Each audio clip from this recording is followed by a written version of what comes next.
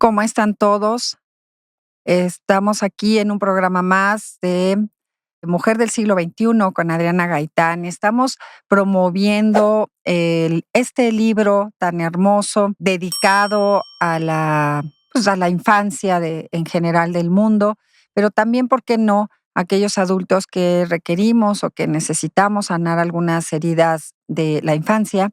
Y que bueno, también a todos aquellos que somos educadores, que estamos involucrados en las situaciones de convivencia con los pequeños, creo que es muy importante que al aprender de nuevas estrategias, porque finalmente son estrategias de vida que nos brindan herramientas para mejorar nuestra calidad de vida y para ser personas que a través de la sanación de nosotros como adultos y del entendimiento de muchas cosas que fuimos viviendo en nuestra infancia, que seguimos viviendo hoy en la vida cotidiana, sean factores que a través de un nuevo conocimiento nos ayuden a poder dar más en esta sociedad que hoy tenemos tan desinformada, con tanto sentimiento, tanto sentido de orfandad, de acompañamiento. Y hoy justamente traemos un tema que habla de la resiliencia. La resiliencia es una actitud que los seres humanos requerimos tomar ante la vida. Así que bueno, vamos a comenzar este programa. De igual manera, te voy a pedir que traigas estas 3 hojitas, tu lápiz, tu goma, y algunos colores para poder subrayar. Vale mucho la pena que hagamos estos ejercicios, que los seguiremos haciendo. Este libro consta de más de 200 páginas y trae diferentes aspectos que debemos de tomar en cuenta para nuestra vida cotidiana como herramientas. Y cada ejercicio que estamos haciendo aquí nos va a ayudar pues a comprender algo y a poder mejorar nuestra calidad de vida, nuestras relaciones en casa, nuestras relaciones de manera profesional, inclusive hasta para aquellos que trabajan en las empresas, nos va a caer algún 20, como decimos comúnmente en México. Y algo que les quiero compartir es que hubo una gran mujer que se llamaba Connie Méndez, una mujer que yo podría decir más bien que se llama Connie Méndez, que ha dejado un legado muy importante para los seres humanos a través de su libro, El pequeño librito azul, que también ha acompañado mi vida. Hoy la quisiera mencionar porque cuando hablamos de resiliencia también hablaremos de muchos aspectos que tienen que ver con aceptar situaciones que suceden, pero no nos impone, el ser resilientes no nos impone el hecho de conformarnos. Vamos a ir desmenuzando un poquito el tema de la resiliencia y les recomiendo mucho que escuchen un poquito a Connie Méndez. Creo que ella es una mujer que revolucionó también la mentalidad de las mujeres, de la educación, así como lo hizo María Montessori y muchas otras, en aspectos de cómo comprender la vida, cómo comprender lo que nos pasa y saber algo muy importante, que todo lo que pasa va a pasar. Y yo creo que esta es, pues, cómo pudiera yo decir el día de hoy, pero si comprendemos que todo lo que pasa va a pasar y que nada es estático y que siempre hay cambios y que todos estos cambios muchas veces eh, pueden ser para mejor, cuando somos resilientes vamos a entender por qué a veces vale la pena no tomar decisiones apresuradas ante situaciones en las que la vida nos reta, en las que otro ser humano nos reta con sus actitudes, en la que a lo mejor la vida cotidiana de salir a la calle nos reta también. Es triste pensar cómo en el día a día nadie cede el paso. Es triste pensar cómo en este día a día el hecho de no sé, de a veces no poder resolver una situación, inclusive de una enfermedad terminal, no tengamos esta herramienta de la resiliencia. Y sobre todo en aquellas formas y maneras de vida en la que si nos caemos nos podamos levantar. ¿Y cuándo aprendemos esto? Pues justamente cuando somos pequeñitos. Así que bueno, si ya tienes listas estas hojitas, como sabes, vamos a estar trabajando ejercicios que vas a ir viendo acompañados de estas sesiones de trabajo, de grabación, y que de una manera fácil y como decía Connie Méndez, con esas palabras de a centavo. ¿Qué quiere decir esas palabras de a centavo? Son esas palabras en las que de una manera sencilla podamos comprender muchas cosas que nos puedan servir para ir siempre de camino adelante. Y bueno, hoy no es la excepción de eso y vamos a empezar con este pequeño epígrafe que escribí que dice, le dice un niño a una mamá o una niña a una mamá, pero ¿qué también se lo puede decir tu niño interior a ti mismo? Y dice, cuando sienta que no puedo, ayúdame a levantarme. Qué importante es saber que para aprender a ser resilientes podamos contar con la mano de alguien, con la escucha de alguien. Cuando los pequeños están jugando y se lastiman, vamos a poner este ejemplo ya entrando en materia, ¿qué sucede con ellos? Bueno, todos los niños corren riesgos, sobre todo los niños que son muy inquietos. ¿Y qué puede suceder? Pues que se abran una rodilla, que se caigan, que se rompan un brazo, inclusive que padezcan una enfermedad. ¿Y qué beneficios tiene ayudar a un pequeñito a entender qué es la resiliencia? Obviamente no vamos a llegar y le vamos a decir, sé resiliente, no. Vamos a decirle, sé paciente, esto va a tardar tanto tiempo, vamos a vivir tal proceso. Siempre hablar con la verdad.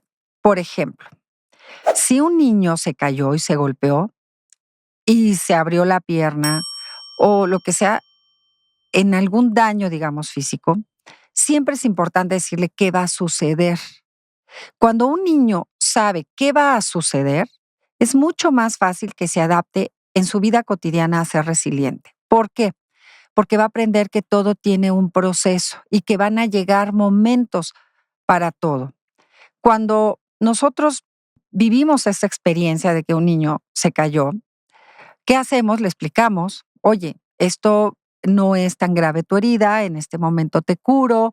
Si fuera muy grave, pues le vamos a decir, oye, vamos a tener que acudir a un médico en el hospital y el doctor va a hacer esto y se lo platicamos para una mejora, no platicárselo como para que el niño quede con un trauma del evento.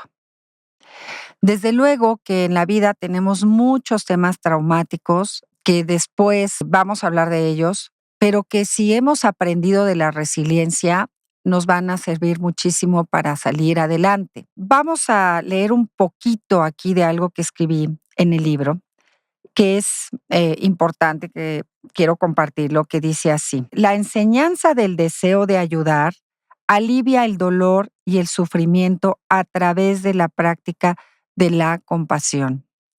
La resiliencia y el apoyo emocional consiste en demostrar que está bien fallar y que no siempre podrán hacer todo por ellos mismos. A veces exigimos que los pequeñitos resuelvan todo por ellos mismos y realmente, pues el tener el acompañamiento es muy importante. Y pongo aquí también, sin embargo, con el apoyo adecuado pueden aprender a superar los obstáculos, reforzando la idea de que siempre pueden tener la confianza de recurrir a sus padres, evitando sentirse no apoyados, ¿verdad? Por personas que puedan ser importantes y valiosas para ellos y entonces ser apoyados por personas que puedan hacerles daño. Y esto es muy importante. ¿Por qué? Porque cuando un niño aprende a ser resiliente, tiene una mejor comunicación con los papás, le preocupa platicar lo que le acontece, ¿no? Está preocupado por contarlo, está con esa mentalidad de compartir lo que le ha sucedido. Y cuando un niño tiene una buena comunicación con los padres, se observa en los ámbitos en los que se desarrolla. Voy a poner un ejemplo. Si Somos papás que tenemos una buena comunicación con los niños en la escuela, los llevamos, nos hacemos presentes, nos dirigimos a los profesores, vemos quién es el cuidador. Vamos a suponer que tiene un transporte escolar que lo lleva y que lo trae de casa. Entonces saludamos al chofer, hacemos acto de presencia. Un niño va a estar mucho más cuidado. ¿Y qué va a suceder si pasa por una mala experiencia? Te lo va a contar inmediatamente. Va a tener esa calma de decir, esto tengo que platicarlo. Y si nos fuéramos a los extremos, ¿verdad? De ¿por qué es importante la resiliencia? Les voy a platicar algo aquí personal que fue muy duro en una etapa de mi vida, pero que gracias a que me enseñaron a ser resiliente, a esperar de momentos, a esperar de procesos, pude tener una cabeza firme, una cabeza un poco más tranquila para saber qué hacer y tomar mejores decisiones. Creo que todos hemos vivido momentos o acontecimientos difíciles en nuestra vida que en los que tal vez no tenemos ni siquiera ya una solución, pero que sabemos que tenemos que vivir todo ese proceso. Y voy a hablar de un ejemplo, que veamos a una madre enferma, a un abuelo enfermo. Creo que esta experiencia que viví con mis hijos en el proceso del cáncer de mi madre fue una mujer que vivió hasta los 62 años y tuvo un cáncer de vesícula muy agresivo, que cuando acudimos al médico se nos informó que pues su estadística, su probabilidad de vida era entre 6 y 8 meses. Cuando recibimos esta noticia, pues realmente yo no sabía cómo actuar. Sí, porque no nos la dieron enfrente de ella aún, ella estaba en la cirugía y en esta cirugía fue que se dieron cuenta que había este acontecimiento y no sabíamos cómo actuar. ¿Qué sucedió cuando aprendes a ser resiliente? Bueno, convocamos a una junta o convoqué a una junta con mis hermanos, pero no solo con mis hermanos, también con los nietos. Y expliqué amorosamente a mis hijos que su ¿verdad? Iba a llevar un proceso en el que nos iba, pues, a dejar, que nos iba a abandonar de alguna manera, pero que la podíamos despedir con todo el amor del mundo en sus últimos momentos. Elizabeth Kruger-Ross dice que cuando ya no hay nada que hacer por alguien, siempre sí hay algo que hacer, y eso es amarlo, es amarla. Esta invitación te la hago porque cuando llegan este tipo de enfermedades mentales, físicas, en las que pueden ser terminales, y toda la familia tiene que vivir este proceso, toda la familia tiene que acompañarse de unos y de otros. El tema de la resiliencia es fundamental, porque cuando nosotros tomamos esa calma, ¿no? Que en pensamiento crítico se dice ataraxia. El ataraxia es una manera de pausar, aprender a escuchar sin decir, sin tomar decisiones, sin juzgar, sin criticar. Realmente conocer de la ataraxia y de la resiliencia, pues es un arte, pero es algo de lo que quiero compartir mucho. ¿Por qué? Porque en países en donde estamos normalizados al sufrimiento, los seres humanos tendemos muchas veces a tomar decisiones que nos pueden llevar a sufrir mucho más. Con esto no estoy hablando de que es fácil aceptar el hecho de que vamos a perder a alguien, de que vamos a tener una pérdida, de que nos vamos a sentir abandonados. En mi caso, bueno, pues entrar en una orfandad, aunque tengas la edad que tengas, el padre siempre es padre y la madre siempre es madre y los hijos de igual manera. Sin embargo, lo que puede generar un trauma muy grande es justamente el proceso que vamos viviendo y cómo lo vamos viviendo.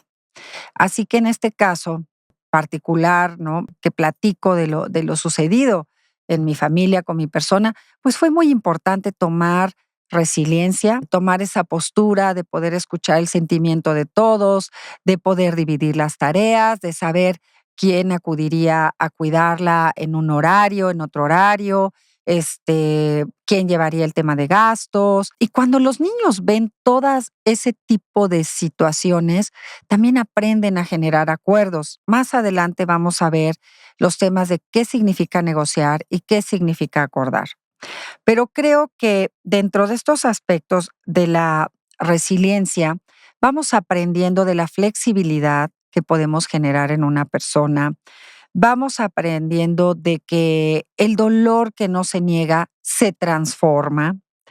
Vamos aprendiendo que cuando hay puntos de quiebre, podemos volver a marchar. ¿Se acuerdan de esta marcha de los romanos de 1, 2, 3, 1 para atrás, 1, 2, 3, 1? Esa es otra manera en la que nos puede ayudar las situaciones.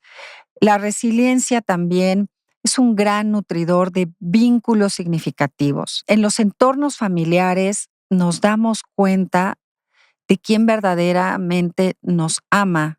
Por ejemplo, cuando no existen estos chantajes emocionales, cuando las personas desean tomar nuestra atención a través de relaciones, de actitudes sanas ante los sucesos que nos presenta la vida. También es muy importante saber que podemos fallar, porque la vida falla, porque la luz de repente se va, porque de repente podemos tener un accidente, porque de repente podemos tomar una mala decisión en nuestra vida.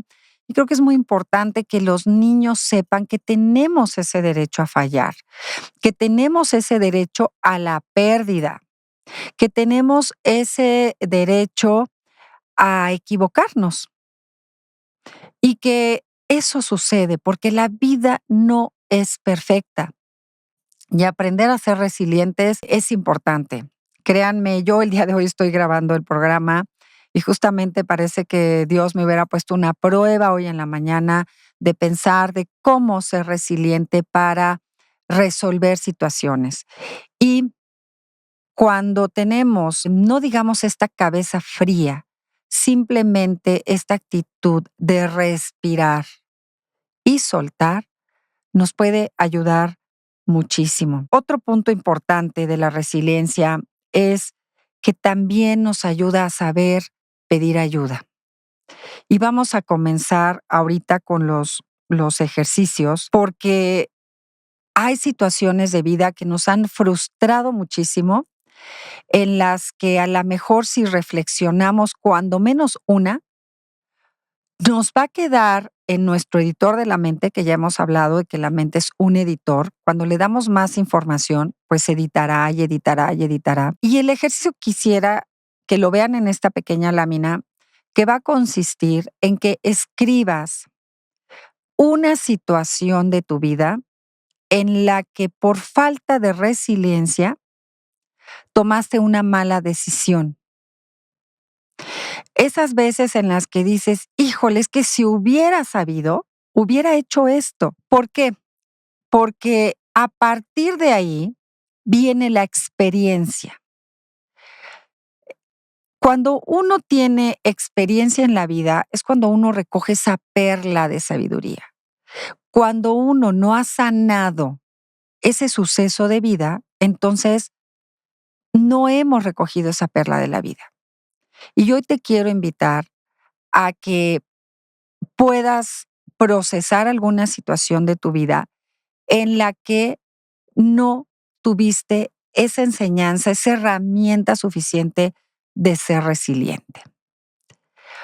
Ese es el ejercicio 1. El ejercicio 2 va a ser, 1, que en la actualidad tú tengas un reto hacia alguien, hacia algo o hacia alguna situación que esté pasando que no esté en tus manos y que tengas que tener resiliencia. Podemos hablar de muchos aspectos, desde los más sencillos hasta los más duros. Podemos hablar, por ejemplo, de ser resilientes ante tener un hijo, por ejemplo, que es muy dinámico ante tener un hijo que es muy inquieto, muy travieso. ¿Cómo podríamos tomar esa actitud hacia tener un pequeñito así en nuestra casa? El otro día mi hija me decía: "Es que mami, Eugenia es súper inquieta, súper traviesa". ¿Y qué pasa si hacemos la reflexión de decir: "Así es"? Respiro en vez de enojarme y posiblemente pueda yo reflexionar sobre cómo darle gracias a Dios de tener a un niño sano, a un niño inquieto. Y en el momento de ser resiliente, pudiera yo tener la posibilidad de buscar con qué actividades mi hijo puede estar ocupado y yo perder menos el control de mi persona. Muchas veces los golpes que suceden en los hogares, en las casas, son porque no somos resilientes ante las situaciones. Desgraciadamente, los niños en el contexto que viven hoy, viven en pequeños departamentos, viven en entornos más cerrados, las construcciones hoy no son horizontales, son construcciones verticales, sucede en todo el mundo.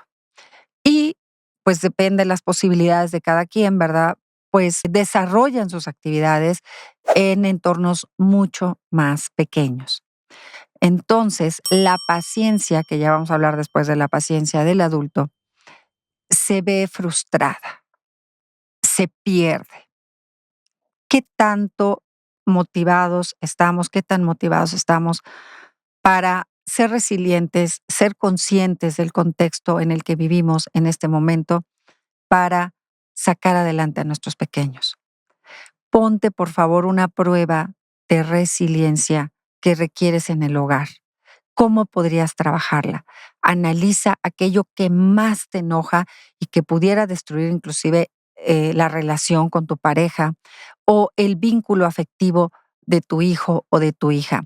Y que con eso de no tener esta aceptación, ¿no? Aunque a veces no estamos de acuerdo en las situaciones, y esto ahorita lo voy a hablar, pero de no tener esa aceptación que es tan importante del hecho que está sucediendo, de la característica de la persona, nos hace frustrarnos más y nos hace salirnos del contexto, ponernos como fieras, quejarnos de todo, enojarnos de todo. ¿Cómo es esa prueba que hoy la vida te pone? ¿Con quién te la pone? Vamos a ponerlo aquí en la lámina. ¿Cuál es mi prueba? Depende de una cosa, de una persona, de un suceso de vida. ¿Cuál es la prueba que tengo ahorita? Y al lado voy a respirar con tranquilidad y voy a decir cuáles son mis posibles soluciones a esto. Y vamos a hacer una a futuro. Y fíjense bien, este ejercicio es de verdad sumamente profundo. ¿Por qué? Porque hay personas que no somos resilientes al paso de la vida. No queremos aceptar la vejez o no queremos aceptar, no sé, que de repente ya nos vamos a jubilar, no queremos aceptar que tenemos que cambiar de domicilio, no queremos aceptar, no sé, un sinfín de cosas. ¿Cuál es tu reto futuro inmediato al que más le tienes miedo para trabajar con la resiliencia? Les voy a decir, se dicen en las estadísticas que más del 90% de las cosas que pensamos como consecuencia de algunas situaciones no suceden. Y esto, pues, a veces, de verdad, cuando, no sé, ahorita estoy pensando en algo que me hizo reír, pero, a ver, muchísimas veces pensamos que alguien va a tomar una actitud hacia nosotros que al final no sucede. Muchas veces pensamos, no, pues ya me amolé, ya esto es lo que me pasó, ya ni modo, ¿no? Y tomamos esa actitud que no es realmente una actitud de aceptación, no es una actitud de madurez emocional, no es una actitud de, de ver después que puede haber una consecuencia buena. Porque en muchas ocasiones y esto lo aprendí cuando fui tomando este tema de resiliencia con mi mamá, con mis hijos, en donde acordábamos, cómo íbamos a convivir con ella, que no íbamos a tocar el tema para no, pues, mover sentimientos, que íbamos a buscar mejor cosas con las que compartiéramos, ¿sí? Si nosotros no hubiéramos hecho este ejercicio, mis hijos y yo, en casa, créanme que mis hijos hubieran padecido muchísimo más, hubiéramos acumulado mucho dolor pensando en qué día se iba la Abby y no pensando en cuántos días teníamos la capacidad de estar con ella, en cuántos días mi hijo podía jugar con su dedo gordito del pie y el dedo gordito de Abby porque pues mi mamá ya no se podía mover. Entonces la forma de platicar entre mi hijo y su abuela, que la quiso tanto y los quiso tanto, era esa. Y, por ejemplo, en el caso de mi hija, pues era hacerle dibujos, acostarse al lado de la cama, taparse con ella, leer alguna cosa, ver la tele un rato con ella, tocar su mano. Inclusive mi hija adquirió un perrito, un chihuahua, ¿no? Que se lo poníamos en el pecho para que le diera calor. En fin, esta manera de haber vivido esos últimos momentos con Abby, con mi madre, que así le decían mis hijos, fueron fabulosos. La verdad es que esta forma en que tuvimos esa aceptación nos permitió, no que hubiéramos evitado la pérdida, pero sí nos permitió vivir de una manera diferente esa pérdida. Y lo mismo de manera diferente puede tener un impacto mucho mejor para nuestra vida, porque el recuerdo fue de compartir, de amarla. Y eso es a lo que te quiero invitar el día de hoy, ¿no? A vivir estos momentos de una manera diferente y de que seguramente para todo, absolutamente todo, hasta a veces para que alguien deje de sufrir en una enfermedad, hay que permitir que se vayan y ser resilientes y orar por ellos. Querer tener a un ser querido cuando ya no tiene una calidad de vida, pues buena, ¿verdad? Y estar ahí pidiendo que no se vaya y que no se vaya y rogándole, no te vayas, mamá, y llorando. Y esto muchas veces no ayudará. No ayudará y creo que es una enseñanza de vida muy grande. Y voy a cerrar con esta otra enseñanza de vida que me dio mi mamá, pues en esos últimos días de su muerte, en donde ustedes también pudieran buscar algo que tenga que ver con la resiliencia y que pueda contribuir a darles o a llenarles situaciones de vida que estén por ahí con sentimientos de vacío y demás. Bueno, les contaré. Cuando mi mamá ya estaba en sus últimos momentos, mi mamá no había arreglado sus papeles, ya no nos dio tiempo de hacer muchísimas cosas que quedaban pendientes en cuestiones legales. Y pues yo un día llegué y me acerqué y le dije, mamá, por favor, dime qué hacer. Yo había sentido una carga muy grande durante todos estos meses de pues llevar esa tarea de ser pues la principal acompañante en muchos aspectos hacia ella, de lo cual pues me siento contenta que me haya dado ella esa oportunidad, pero ella me enseñó algo muy, muy grande. Esa noche, ¿verdad? Que eran como algo así de las 12 de la noche. Yo solía irme después del trabajo a acostar a mis hijos, a bañarlos y luego a regresar unas horas con mi madre y luego volver a casa. Mi distancia era más o menos de 40 minutos de distancia. Ella estaba acostada en la cama y le dije, mamá, ¿qué quieres que haga con tus cosas? Dame una dirección. No sé qué hacer, mamá. Y ella me tomó de la mano y me dijo, hija, tú sabes qué hacer. Cuando ella me dijo esto, les quiero confesar que yo estaba muy enojada. Me acuerdo perfectamente de mi mamá en su cama con una imagen del Sagrado Corazón y yo volteé a ver el Sagrado Corazón y en mi mente decía, pero ¿cómo es posible que mi mamá hasta en el último momento me encargue más cosas, ¿no? Y yo sentía que ya estaba cansada, fueron muchos meses, y no podía entender cómo tenía una tarea más. Me fui a mi casa manejando sola, pensando en este gran enojo que yo tenía y decía, no puede ser que ahora tengo otra tarea con mis hermanos, con la familia, etcétera, ¿no? Y llegué a ver a mis hijos, les di una bendición, los arropé en su cama, ya era como la 1 de la mañana del siguiente día y bueno, me acosté y en cuanto pongo la cabeza en la almohada, me cae el 20, como decimos aquí en México, y digo, mi mamá me acaba de dar la más grande de las enseñanzas. ¿Por qué? Porque me dijo, tú sabes qué hacer.